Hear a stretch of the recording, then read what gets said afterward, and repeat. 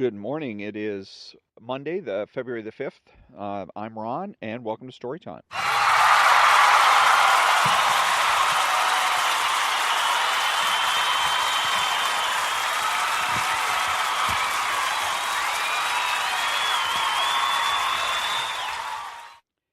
And this morning, this is another Storytime Extra. It'll last about between 5 and 10 minutes. And so there's a couple of areas that I wanted to cover real quickly. So it'll be two different subjects this morning.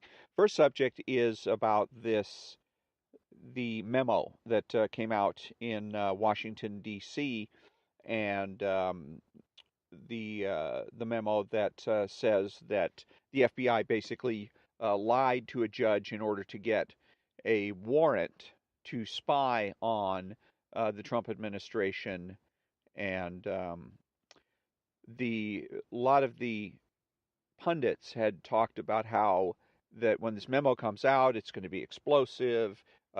People are going to be outraged and whatnot. And for me, it leaves me rather cold. I'm left with um, kind of a so what situation because where's the damages?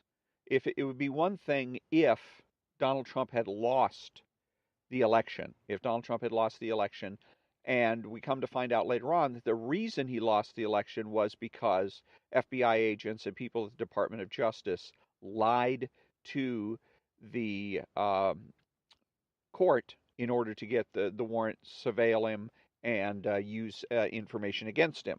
That would have been a different story, but he didn't. He went ahead and uh, became president anyways, which really it makes I know the whole thing kind of makes Trump look even better because he is. Um, you have all these people that are aligned against him and against his candidacy. You had Democrats, obviously, and then you had a good number of Republicans that refused to vote him. They were refused to vote for him, and were referred to as never Trumpers. Some of these folks are starting to come around, and a couple of them have actually apologized in public to Donald Trump.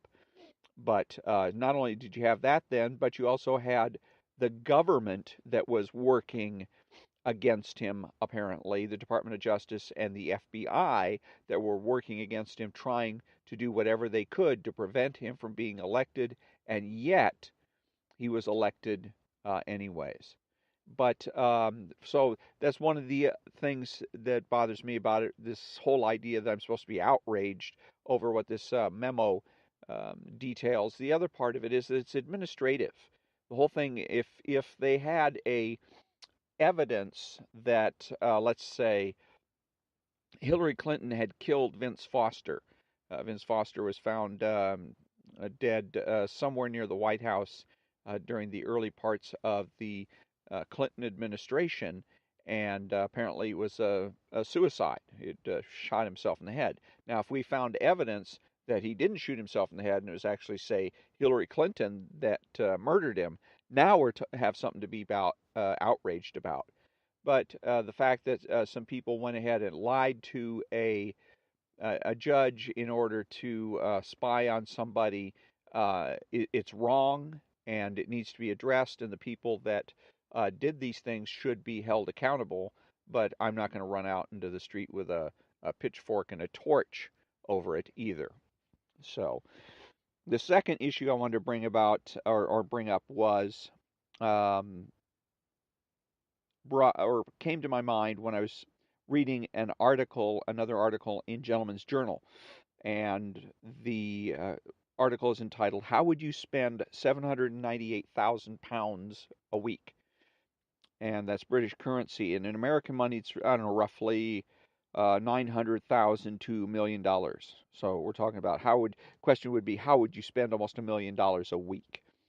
And the first part of the article reads, "Today, the astronomical wages and transfer fees spent on footballers provides as much of a spectacle as the matches themselves.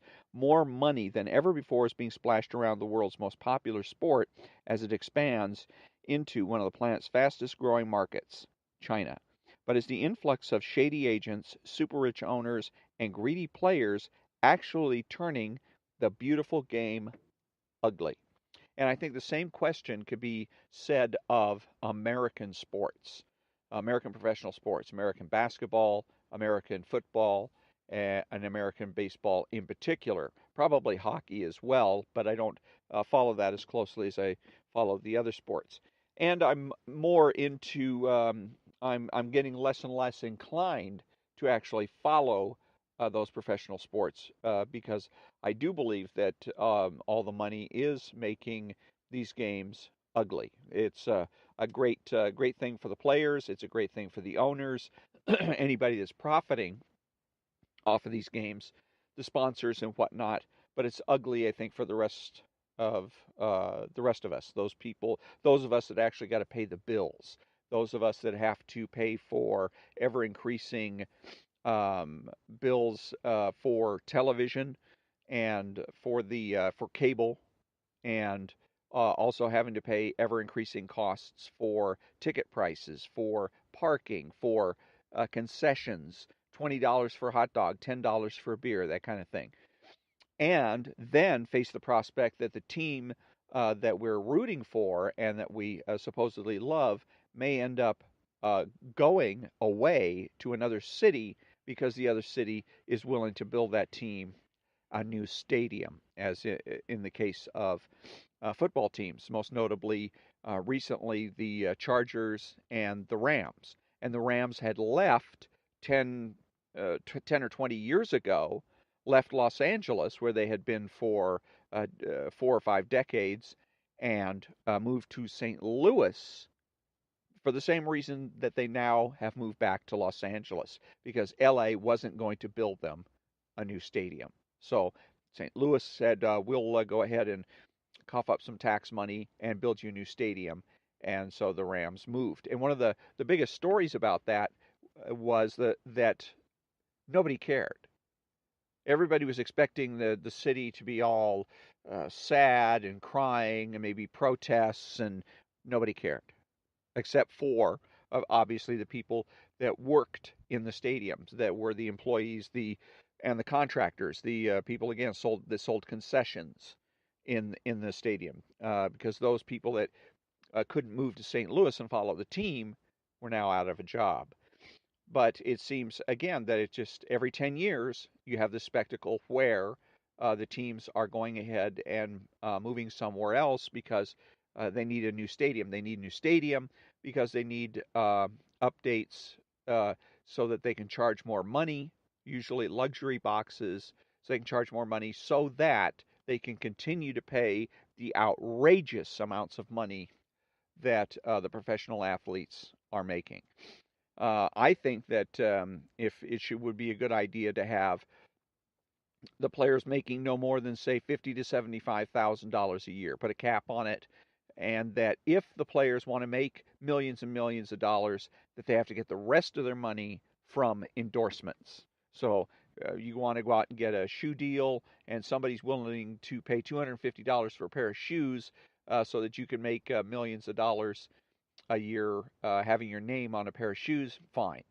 But the idea that you're going to make millions of dollars and then turn around and ask the average person, the average middle class, and perhaps even lower middle class person to pay for that lifestyle with, again, higher prices, higher ticket prices, higher concession prices, higher prices to park, also facing then dangers. You might get mugged while you're there. There was a San Francisco Giant fan that was almost killed at Dodger Stadium, and who needs it? It seems to me that it's a lot better.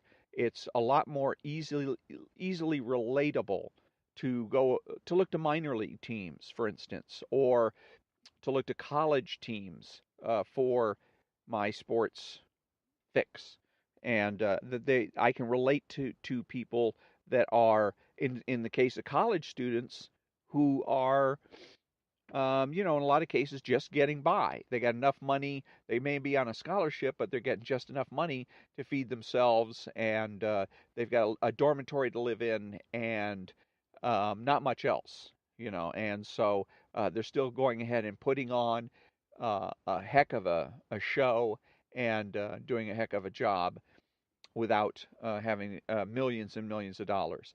And which also one of the things that I think is kind of irksome then is to find out that you have some players that are going to take the millions of dollars that we the fans are giving them, and then go to a strip club and literally throw that money away.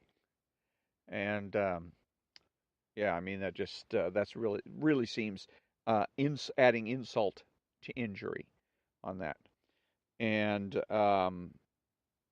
so that's winds things up for today. So it's been about 10 minutes, and tomorrow I'm going to be doing a regular Storytime reading episode, maybe from Gentleman's Journal, maybe from another magazine publication or book. I don't know yet, but check in tomorrow and find out. So for those of you that have joined me today, thank you very much, and see you tomorrow. Have a great day.